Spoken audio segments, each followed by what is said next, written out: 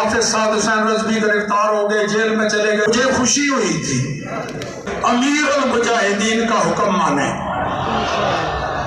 ये तंजीम का उसूल है। तो अब अमीर उल मुजाहिदीन अब भी रूहानी तौर पर क़यादत कर रहे हैं, मगर ज़ाहिरी तौर पर उसूल है तंजीम का, उनका कोई नायब। अब जो अमीर उल मुजाहिदीन है, नायब हैं अमीर उल मुजाहिदीन के, बेशक मेरे बच्चों की तरह हैं, मगर मैदान में अब वो अमीर हैं और मैं लश्कर मुजाहिदीन का एक रुकन। इंशाअल्लाह। बाकी पिछली मरतबा भी एक बात कही थी, यहाँ से पिछली मरतबा मुझे कराची जाना था, उठ के सीधा एयरपोर्ट गया था, तो यहाँ जाते जाते एक जुमला कह गया था। उसी शाम को कराची में मेरा खिताब था एक कॉन्फ्रेंस में, वो एक पर्ची आ गई कि वो जो बात लाहौर में कह के आए हो वो दोहराओ, वो बात दोबारा करो। पता है क्या कहा था उस वक्त? ताजा ताजा वाकया वो चला था ना, वो वजीराबाद, यहाँ से चले थे मुजाहिदीन, वहां पहुंचे, जो सूरत हाल ताजा ताजा हुई थी, गोलियां बरस रही थी और इधर से आशिकाने रसूल लब्बैक के नारे लगा के भाग नहीं रहे थे, पीठ नहीं दिखा रहे थे। अमीर उल मुजाहिदीन जैसे इशारा करते थे ना, यूं सीने तान के खड़े थे। तो मैंने एक जुमला कहा था कि जनाब चंद दिन पहले सरकारी मुलाजिमीन आपस में टकरा रहे थे, याद है?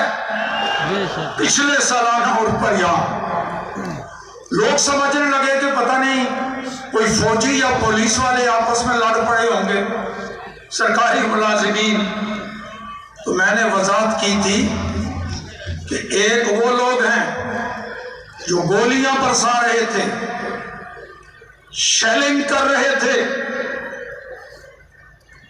उनसे पूछा जाता अल्लाह के बंदो क्यों गोलियां मार रहे हो, क्यों शेलिंग कर रहे हो? वो कोई गालियां तो नहीं दे रहे, कोई तोड़ फोड़ नहीं कर रहे, वो तो लब्बैक या रसूल अल्लाह की सदाएं बुलंद कर रहे हैं। क्यों? तो कहते थे मजबूरी है जी, सरकारी मुलाजिम है, नौकर हैं, सरकार के मुलाजिम हैं, नौकरी का मसला है। अच्छा, इधर रुख करके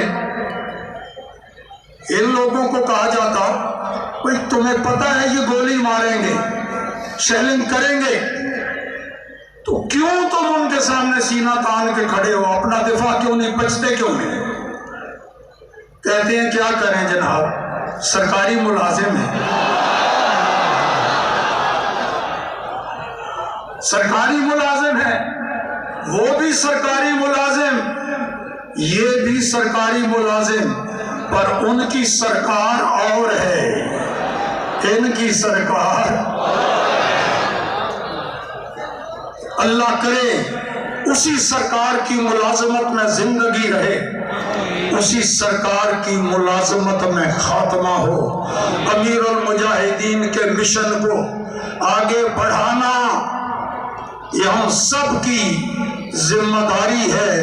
अल्लाह पाक हमारे इस बेटे को, जब ये नायब मुकर्रर हुए कायम मकाम, कुछ लोगों ने खदशात का इजहार किया था कि नो उम्र हैं, तजर्बा नहीं, ये नहीं, वो नहीं।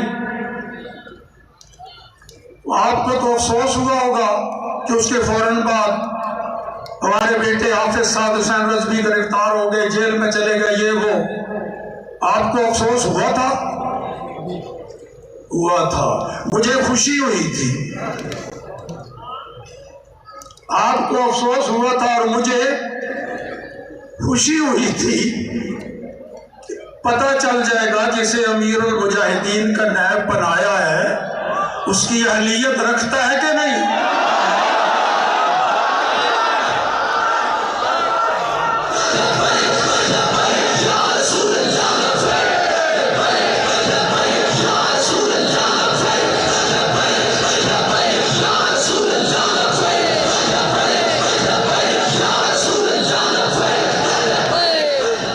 शुक्रिया अदा करते हैं उनका।